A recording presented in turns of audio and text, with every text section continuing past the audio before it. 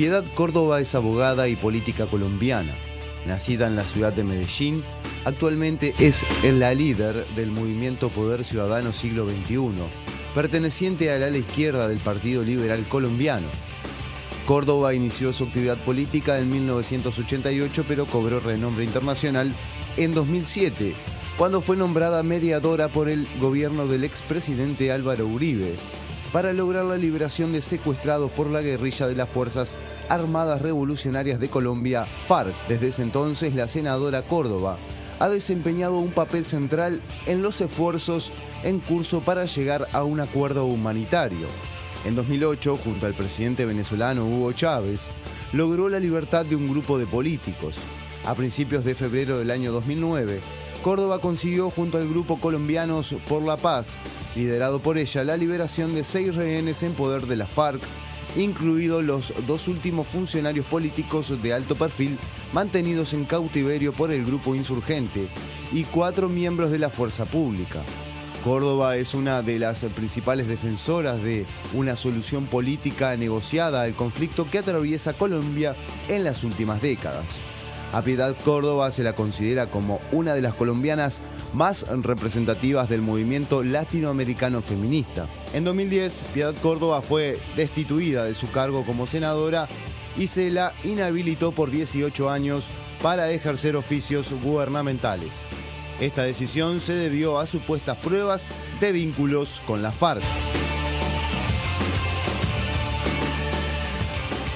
Y ya es un gusto tener en los estudios a Piedad Córdoba, que comienza en Montevideo su gira latinoamericana y que esta mañana va a ser recibida por el presidente de la República, José Mujica. Bienvenida, un gusto tenerla en esta casa. Bueno, no, a ti muchas gracias por invitarme, porque es casi que invitar a una cantidad de gente de Colombia que comience esta gira por Uruguay conmigo. Piedad, ¿por qué comenzar por Montevideo y cuáles son los temas que usted le piensa plantear al presidente José Mujica?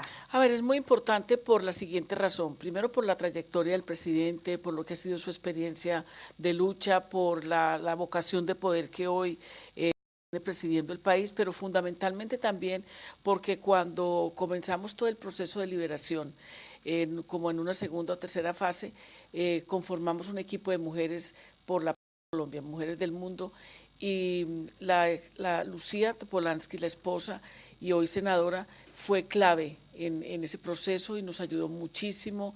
Hicimos un evento muy importante en Buenos Aires hace ya 2 años, cuando estaba todavía vivo el comandante Alfonso Cano, y ella mandó un video a ese foro que hicimos en Buenos Aires, donde también él mandó un video, o sea, contribuyendo de alguna manera muy directa con lograr articular procesos hacia la paz. Pero también porque el presidente ha expresado en otras oportunidades el interés, el afán de que Colombia realmente acabe con la guerra y inicie un proceso que tiene que ser de discusión de las estructuras del Estado colombiano, de eliminación de la pobreza, de inclusión. Y como él dice, ¿para qué se trabaja tanto en la vida? ¿Para qué se lucha por el poder si no es para alcanzar la felicidad de los seres humanos? Piedad, ¿cuál es la situación en este momento de Colombia en relación precisamente con la paz, en relación con en qué situación está la guerrilla de la FARC? ¿Cómo está la situación? A ver, la situación colombiana con relación al conflicto es una situación muy difícil, muy dura, de mucha profundización de la guerra, donde además el Estado colombiano ha tomado la decisión de seguir y profundizar cada vez más la salida militar, que es absolutamente claro que no progresa, que no prospera, al lado de unas cifras supremamente duras de 28 millones de colombianos pobres, 8 millones de personas que se acuestan sin comer, 5 millones de desplazados internos, casi 100.000 desaparecidos, casi 3.000 casos de ejecuciones extrajudiciales. Ayer leía una información en el diario El País de Montevideo que indicaba que miles y miles de niños y adolescentes en Colombia están enrolados en la guerrilla. Es que no solamente en la guerrilla, sino que también hacen parte de todo el aparato de guerra del país. Paramilitarismo, que es obviamente una formulación, una creación de la derecha, los incorpora desde muy temprana edad. Nosotros tenemos en Colombia unos campeonatos que nos hacen avergonzar. Por ejemplo, somos el segundo país en embarazo precoz, somos el país en América Latina después de Brasil con mayor número de prostitución infantil de niñas de 8, 9 y 10 años. Pero además de eso, en muchas de las zonas donde opera la insurgencia, tanto el ELN como de las FARC, muchos de estos niños no es que simplemente sean cooptados, sino que son niños y sus familias que se enrolan por la situación del hambre y de la pobreza. ¿Se puede decir hoy que la FARC es una expresión, un brazo armado de la izquierda colombiana? No, como tal no, pero lo que sí uno puede decir es que las FARC son una expresión política, indiscutiblemente que está armada, que no está derrotada, pero que tampoco puede decir uno que alcance el poder por la vía militar. ¿Cómo está el combate y la política por el combate contra las drogas en Colombia? Y se lo pregunto porque tanto en Uruguay, ahora aparece en Bolivia, también está el tema planteado en Chile, hay distintas expresiones de iniciar caminos de legalización del cannabis, legalización de la marihuana como forma de combatir al narcotráfico. ¿Cómo lo ve usted? No, en Colombia esa es una lucha perdida totalmente. Creo que ningún país de América Latina ha dedicado ni más recursos ni ha padecido una derrota tan espantosa en términos de esa política y en términos de vidas humanas. Yo creo que, no sé si Uruguay recuerde lo que fue la época de Pablo Escobar, cuando fueron asesinados una cantidad de dirigentes populares, candidatos presidenciales por parte de la mafia del narcotráfico. Cada año se hace un balance de las hectáreas sembradas de coca, de droga, de destinación ilícita en el país, y en lugar de disminuir crecen. O sea, a mí me parece que esa es una política total y absolutamente derrotada, que requiere el concurso de todos los países de la región en general, y abrir el debate es muy importante. Ahora, ¿qué pasa? Yo creo que el mayor consumidor en el planeta son los mismos Estados Unidos, pero uno tiene que tener claro que esta política del narcotráfico de ellos va de la mano, por uno, del sistema financiero, que es el que se nutre de todo esto finalmente, y segundo, de las armas. Tercero, que ellos no tienen ningún interés en hacer el debate, simplemente de aplicar una política en todo el mundo, que a través de eso, de penetración, de colonización, y yo diría como de manipulación real de una decisión que debe ser conjunta de los países. ¿Y usted cuál cree que podría ser la solución? Porque bueno, la política hoy, o por lo menos lo que se escucha, es algo hay que hacer, sí, claro. Solo con represión no alcanza. No, claro. ¿Puede ser un camino la intervención del Estado, la legalización de la marihuana? Yo creo que sí. Es más, los expresidentes de América Latina hace aproximadamente 2 años, encabezados por César Gaviria, hicieron una reunión donde salió un documento que habla precisamente de esto. Ahora, en la última cumbre de las Américas en Cartagena, pues Obama dejó que se tratara el tema, como quien dice, dio el permiso de que se hablara, pero a la hora de concluir en decisiones concretas del mal tan grande que este problema le asesta a los países de la región, la cosa se quedó en veremos. O sea, simplemente se abre el debate, pero no se llega a ninguna parte. Aquí inclusive, allá en Colombia, ni siquiera se puede hablar de la marihuana como uso medicinal. Es más, el alcalde de Bogotá en este momento, que es Gustavo Petro, planteó un debate muy interesante, tratando el problema de la adicción a la marihuana o a la droga como tal, como un problema de salud pública, planteando abrir salas donde los muchachos o los adictos pudieran ir a consumir, y eso ha tratado un debate moralista, la cosa más impresionante.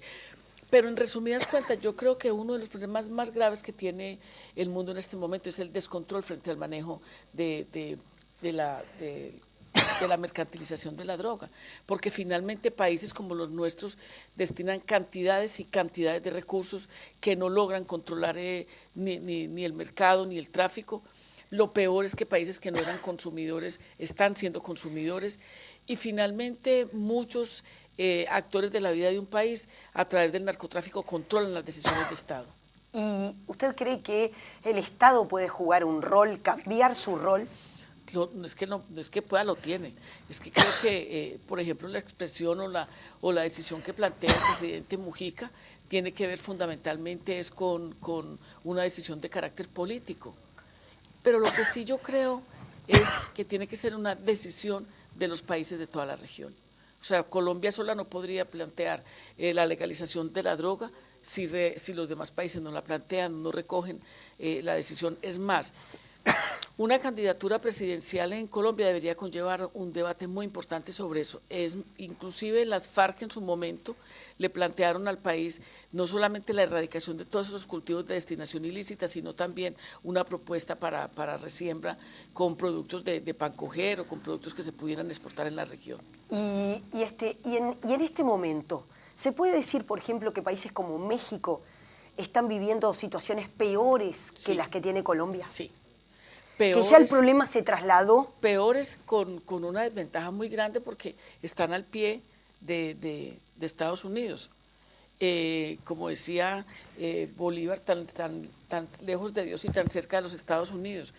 Lo de México es desastroso además porque es un país mucho más grande y precisamente es en claro cómo se estabiliza una sociedad en términos de su gobernanza por precisamente los recursos tan impresionantes, mayores que los del Estado, que pueden manejar los narcotraficantes, de la mano del sistema financiero, porque esa plata no la entierran, esa plata va a alguna parte. Da la impresión que falta voluntad política de poder solucionar, porque usted ha insistido ya en 2 oportunidades de todo en definitiva se vuelca al mercado legal, al sistema financiero, si no hay voluntad política. Lavado de activos, la forma como manejan la banca, tú sabes que ahorita no necesita uno andar con la plata en la mano, sino que los papeles son ficticios, o sea, se mueven a través de la internet, a través de lo que significa la electrónica, y una cuenta aparece en un minuto aquí, después aparece en otro minuto allí. O sea, todo es un engranaje y nos quieren hacer creer a los países suramericanos fundamentalmente o latinoamericanos o asiáticos que es responsabilidad de un solo gobierno, es responsabilidad de la comunidad mundial, de la comunidad de naciones, de una comunidad de seres humanos que tiene que entender que eso lo único que está generando es la sociedad de consumo, es la que alimenta la globalización, es la que alimenta unos tratados desiguales de un país con otro. Piedad, en el Uruguay también está planteado si puede ser una solución para mucha gente lo que se ha dado a llamar el autocultivo de marihuana, legislarlo, plantear por ley la posibilidad de que exista autocultivo.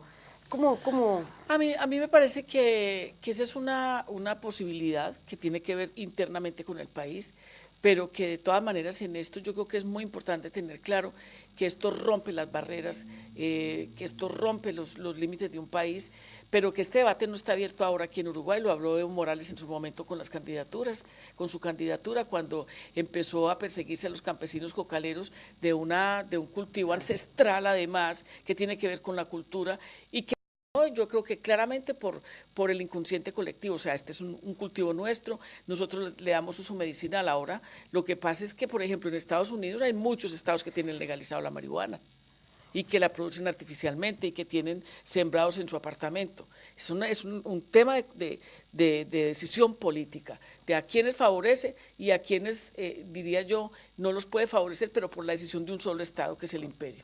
Se puede decir que es un debate que al menos, o una decisión al menos que quizás no pueda ser de un solo país, sino que tiene que ser del conjunto. Claro, yo creo que no puede ser de un solo país, porque mire, por ejemplo, que hace unos 15 años nosotros hablábamos única y exclusivamente qué país produce. Con el paso del tiempo nosotros empezamos a hablar de que otros países hacen parte de la cadena de la producción, de la mercantilización, es decir, por ejemplo, Argentina, con el lavado de activos, con los dineros en los bancos, con la forma como se adquieren propiedades de un sitio al otro, producto del negocio ilícito. Por eso entiendo yo que esta decisión, esta discusión no puede ser solamente en términos de una sola nación, sino de la comunidad de naciones, que no se deja abrir el debate por parte de los Estados Unidos porque tiene termómetro para medir los derechos humanos, tiene termómetro para medir si crecen o no crecen los cultivos, con ese argumento de que aportan para la erradicación de cultivos, se entrometen en las políticas internas de un país, legislan frente a lo que significa o la defensa del territorio o la relación con los demás países, hasta el punto que con anticipación empiezan a articular calificaciones frente a los demás países y entonces ya se convierte supuestamente en ruta del narcotráfico o en guarida de los narcotraficantes o en el sitio donde se guarda la plata. O sea, yo creo que una cosa es abordarlo internamente como un tema de salud pública porque así tiene que ser.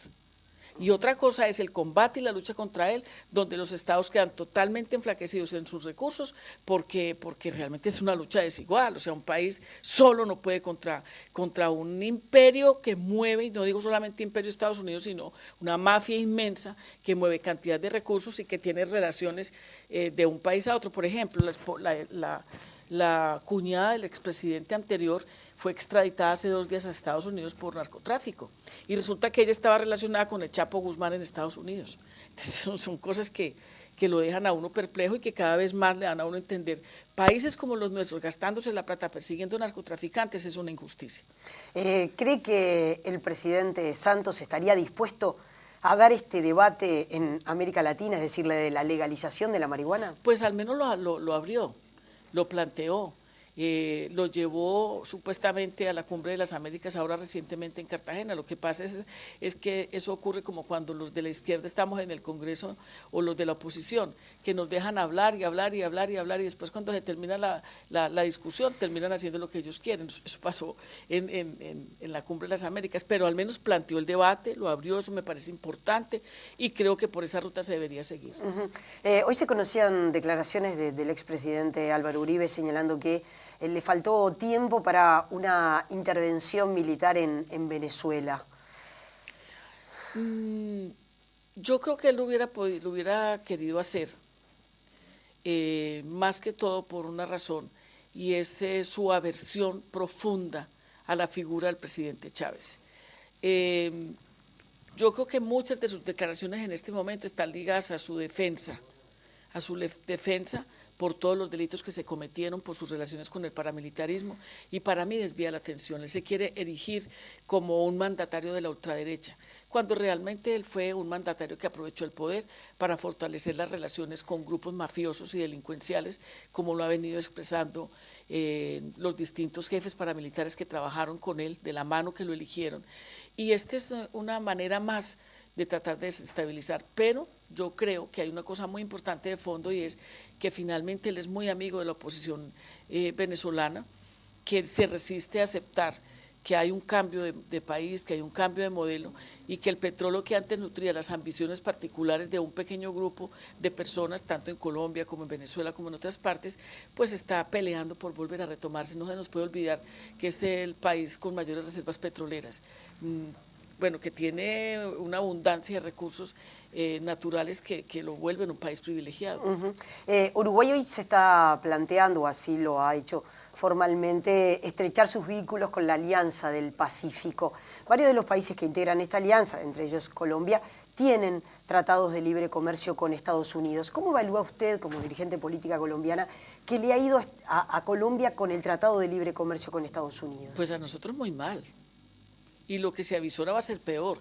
Primero porque hay un desmantelamiento total del campo, o sea, en Colombia no se dejó de producir para importar, o sea, para volver eso un gran almacén con productos traídos desde los Estados Unidos, con una balanza de pagos totalmente desigual, con unas condiciones de comercialización totalmente desiguales. O sea, uno podría decir que ese es un tratado de libre comercio para las multinacionales, pero para los productores campesinos, para nada. Ayer hubo una movilización en una región del suroriente del país y lo que pasó fue campesinos apaleados, campesinos detenidos, porque la gente está peleando porque no se inunden sus tierras para hacer termoeléctricas que no ayudan al país ni benefician al país sino a las multinacionales, o desmantelar el campo para poder invadir el país de productos. O sea, el TLC, que lo puedo decir con mucha claridad por los programas de causa justa que hicimos sobre el maíz y tratado de libre comercio en México, es desastroso, va a ser desastroso, y es el mismo ejemplo de lo que pasa en Haití también con el arroz.